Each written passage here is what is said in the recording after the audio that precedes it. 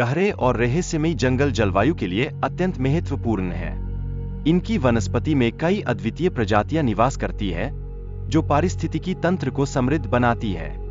Siberian tiger का अस्तित्व संकट में है। इसके संरक्षण के लिए व्यापक वन क्षेत्रों की आवश्यकता है, ताकि यह अपने प्राकृतिक आवास में सुरक्षित रह सके।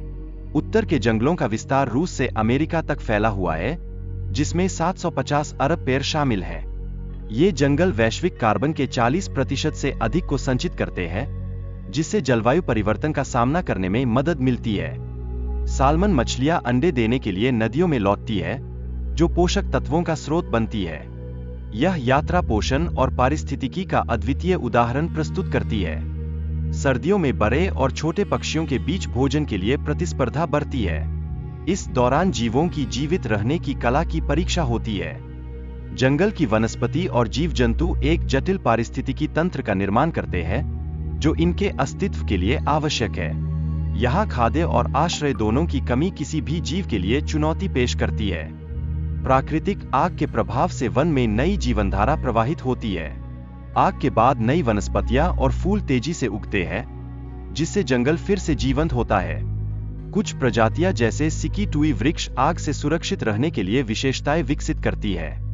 इनका मोटा छाल इन्हें आग से बचाने का कार्य करता है।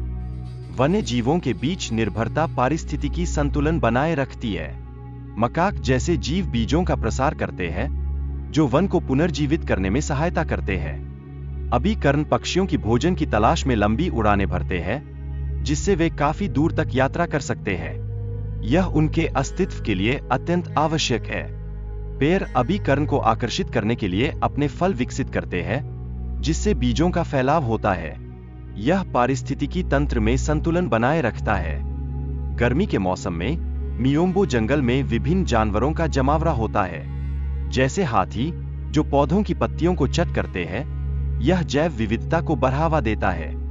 जंगली कुत्ते अपनी शिकार करने की क्षमता के लिए जंगलों पर निर्भर करते हैं। खुले जंगल उनके लिए अनुकूल वातावरण प्रदान करते हैं।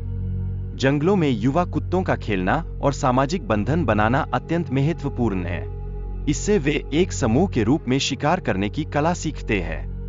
मदागास्कर के बायोम में अद्वितीय प्रजातियां जैसे लेमूर और फोसा पाई जाती है। ये प्रजातियां पारिस्थितिकी तंत्र के स्थायित्व के लिए महत्वपूर्ण हैं।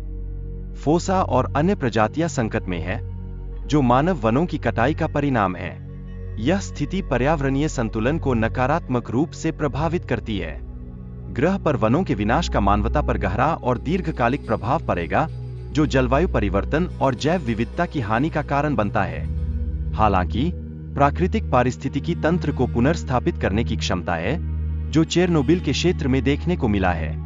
पिछले 20 वर्षों में शहर में जंगली जानवरों की आबादी में वृद्धि हुई है, जो यूरोप के जंगली क्षेत्रों के समान है।